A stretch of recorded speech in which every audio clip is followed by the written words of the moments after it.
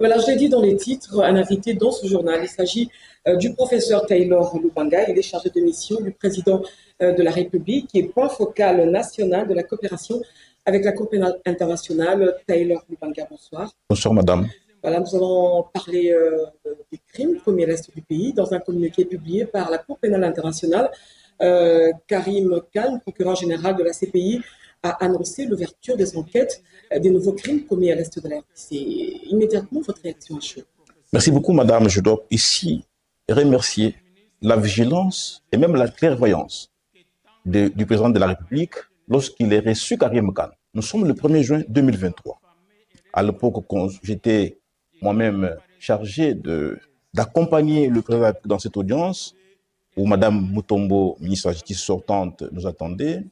Nous avions donc préparé les dossiers, déposés à la Cour pour voir la Cour enquêter sur les crimes les plus graves, les massacres de Kachiché et d'autres massacres.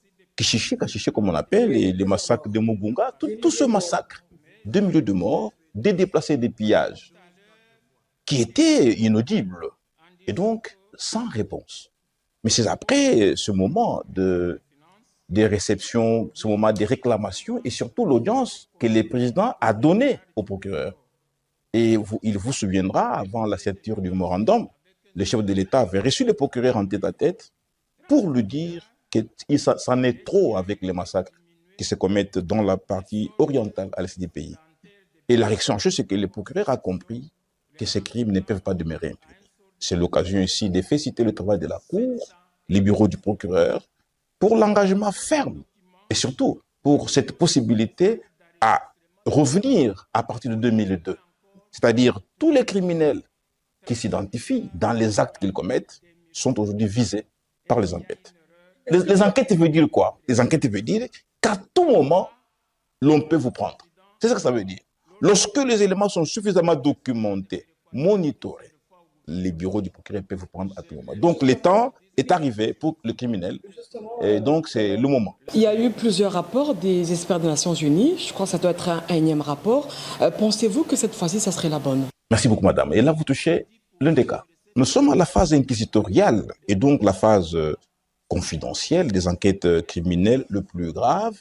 Il est tout à fait évident que tout papier qui permettrait de faire la lumière sur la commission des crimes que nous déplorons ne passera pas sans vigilance du bureau du procureur.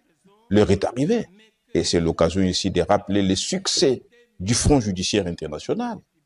Effectivement, sur le terrain, les fonds militaires et les fonds diplomatiques qui ont permis les trois un nouveau narratif, un nouveau paradigme, une nouvelle façon d'apprécier le Congo et son président de la République.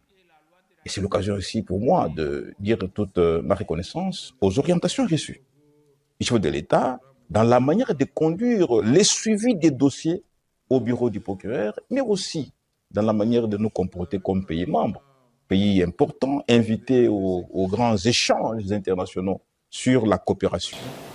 Peut-on dire qu'avec la réactivation ou bien la réouverture de ces dossiers, la diplomatie du président de la République, Félix Tshisekedi, a été agissante? Madame, elle est au top. Aujourd'hui, la diplomatie judiciaire sous le président de la République, Tshisekedi, aujourd'hui, produit des effets. La diplomatie politique produit les siens. Vous avez effectivement reçu les informations du Luanda et de tout ce qui se fait actuellement. Mais il y a aussi les fronts militaires. Sur le terrain, nos troupes se battent. Professeur Taylor Lubanga, vous avez un dernier mot?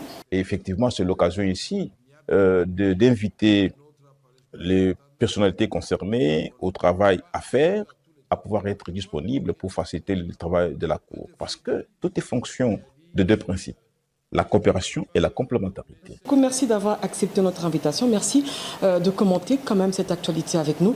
Je rappelle que vous êtes chargé de mission du président de la République et point focal national de la coopération avec la Cour pénale internationale. C'est moi qui vous remercie, la chaîne nationale pour nous avoir accueillis, mais aussi pour le travail que vous faites d'informer les Congolais. Merci beaucoup.